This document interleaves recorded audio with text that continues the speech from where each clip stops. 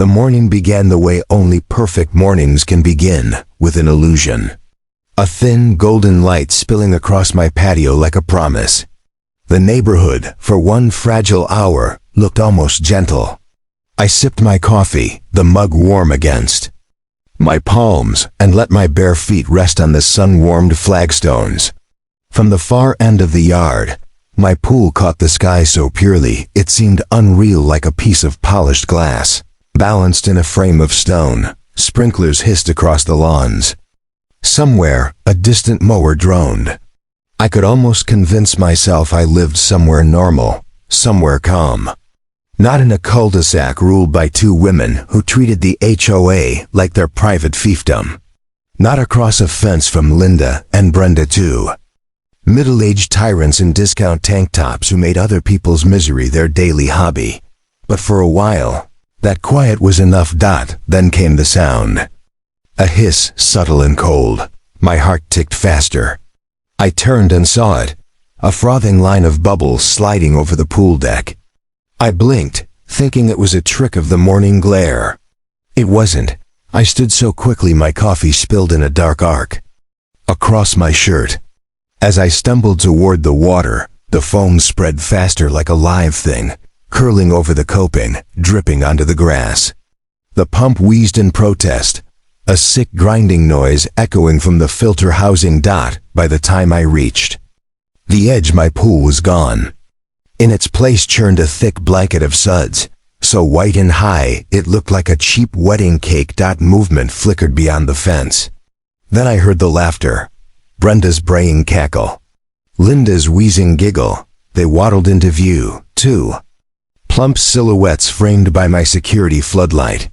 They were dressed in their usual uniforms, tight white tank tops, garishly striped swim shorts, cheap flip-flops that slapped against their heels with every step. Brenda leaned forward, nearly losing her balance. Linda slapped her arm and gasped between hysterical breaths. "Did you see it?" She squealed. "It's like a bubble rave. He's going to have a meltdown." Brenda wiped tears from her cheeks. Serves him right for acting like his pool is some five-star resort. They sauntered away without another glance back. I stood there, foam up to my ankles, and absolutely knew that this was war. It took less than 5 minutes to find the footage. My cameras never missed a thing. There they were, 11:43 p.m., creeping along a fence with two industrial jugs, labeled Max Clean Ultra Concentrated. Linda unscrewed a lid, leaned over the coping, and poured half the container in with an almost reverent care. Brenda danced a little jig behind her, humming some off-key pop song, before pausing to flip the camera her middle finger. Then, as they turned to go, Linda looked directly into the lens and said, "Clear as day. Maybe next time he'll say yes to our party invite." I didn't bother calling them. What was the point?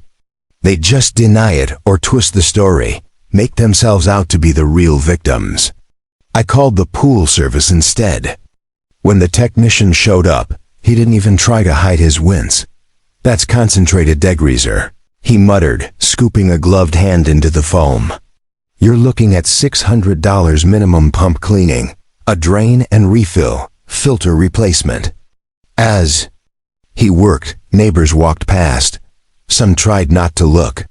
Others slowed, curiosity written across their faces.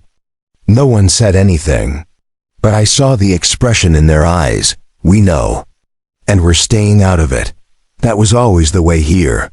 Linda and Brenda weren't just busybodies. They were strategic bullies. They'd gotten a neighbor's dog declared a public menace because it barked at the mailman. They'd started a rumor that old Mrs. Petrie was a hoarder because she left her garage door open too long one Saturday. When another resident complained about their all-night karaoke party, they retaliated by leaving anonymous notes accusing him of theft. And me? My only crime was telling them no. A few weeks earlier, Linda had ambled up my walk, beaming her crocodile smile. "We were thinking," she began, 4th of July, big cookout, maybe 30-40 people, kids, neighbors. Everyone would love to use your pool. "I'm sorry," I'd said. "I really can't. It's not zoned for public gatherings." "And my insurance," Linda's smile tightened. "It's just neighbors, I understand, but I'm not comfortable." Brenda appeared behind her, arms crossed over her ample chest. "That's very disappointing." As they walked away, Linda muttered, "You'll regret that." And here we were. That night I lay awake replaying their voices in my mind. I imagined them telling the story to their friends, smug and triumphant. I imagined them laughing. The next morning, the only thing more bitter than the cost of the cleanup was the knowledge that if I did nothing, they'd do it again, but I wasn't going to do nothing. I called my niece Madison, who was home from college. She listened in silence while I explained. Then she cleared her throat and said, "Okay, Uncle, let's ruin their summer." Over the next 3 days, we engineered a plan so perfectly petty it felt almost holy.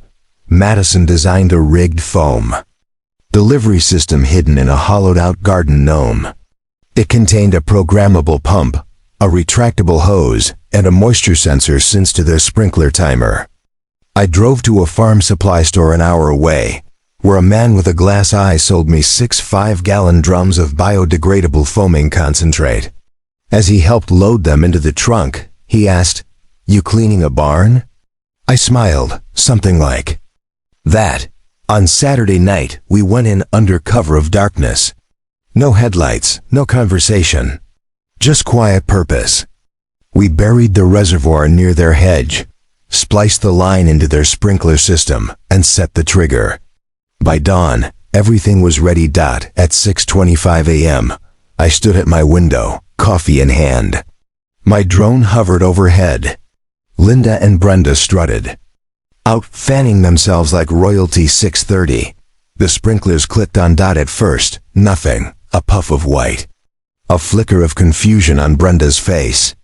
Then the foam erupted in a towering, unstoppable wave, burying their precious lawn in white. Brenda shrieked. Linda slipped trying to escape. A plastic flamingo vanished under the froth. My drone caught every humiliating second.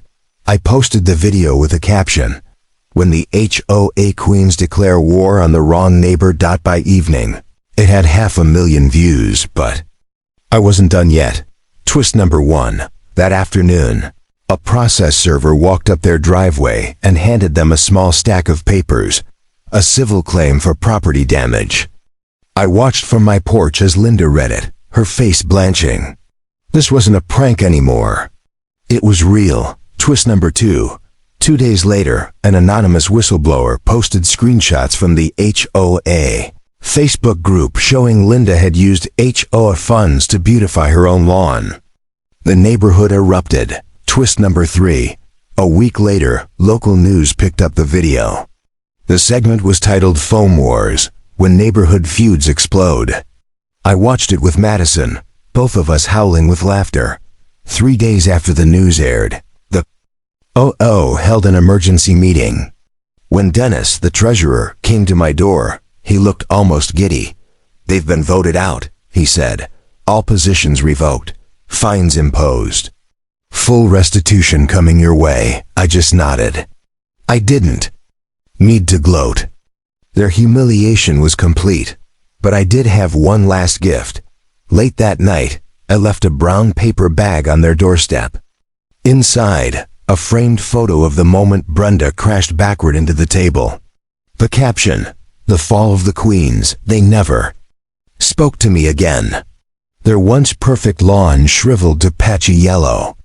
Their shutters stayed closed. Meanwhile, my drone video passed 2 million views.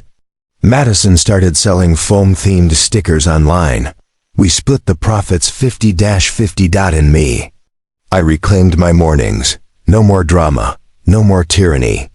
Just sun on the patio, coffee in my hand, and the calm knowledge that sometimes the best revenge isn't loud or cruel. Sometimes it's just clean. And perfectly foamy.